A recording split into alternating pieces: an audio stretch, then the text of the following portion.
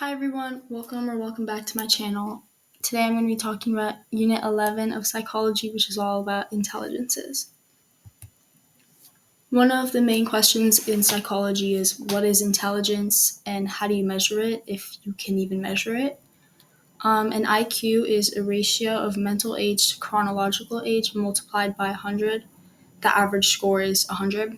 This would be like if a 12-year-old took an IQ test and got the results back that he had the mental age of a 12-year-old, then 12 divided by 12 is 1 times 100 is 100.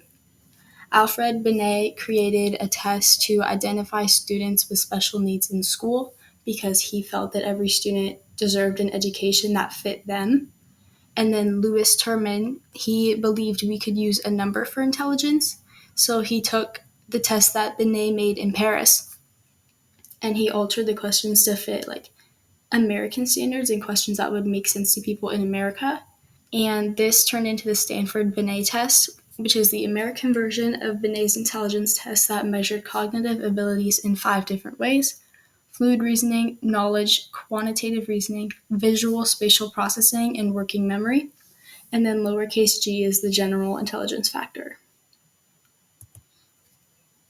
Gardner came up with 8 intelligences: linguistic, logical, mathematical, musical, spatial, bodily kinesthetic, interpersonal, and naturalist. Linguistic is word smart. It would be like having a large vocabulary, knowing multiple languages, and being good at public speaking. Logical and mathematical is number smart.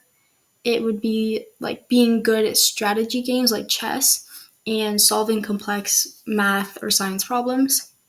Musical is being musical smart. It would be like remembering songs, detecting different pitch, having perfect pitch, and playing instruments.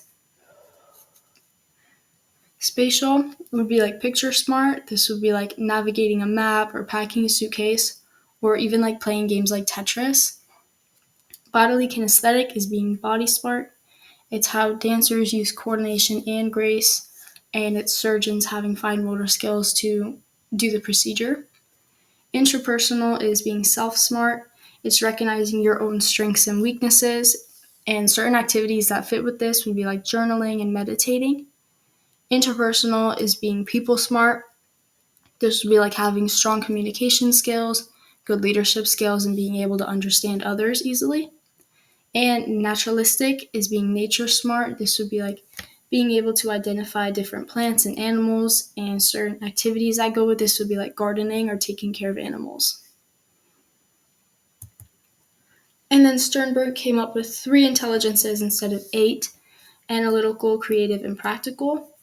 Analytical intelligence is like being school smart. This is being able to analyze and solve problems. And then creative intelligence is being able to generate new ideas and deal with new and unfamiliar situations.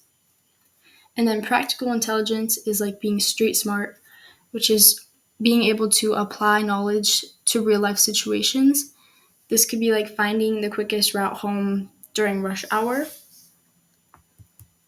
Emotional intelligence is the ability to perceive, understand, manage, and use emotions. People with a high emotional intelligence tend to get along with others and do well socially. Most bosses and like people in leadership positions have very good rational thinking.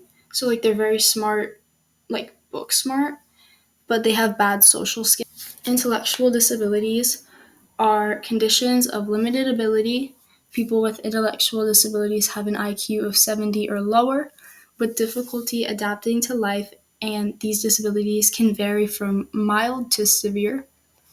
Down syndrome is a genetic condition. It occurs when there's an extra chromosome 21. And savant syndrome is a condition when a person with limited mental ability has an exceptional specific skill. Kim Peek has savant syndrome, and he had an amazing memory, and he could recall thousands of facts, dates, and statistics. That's it for Unit 11 of Psychology. Be sure to like and subscribe for more, and I'll have the Unit 12 video, which is all about abnormal psychology, coming soon. Thank you.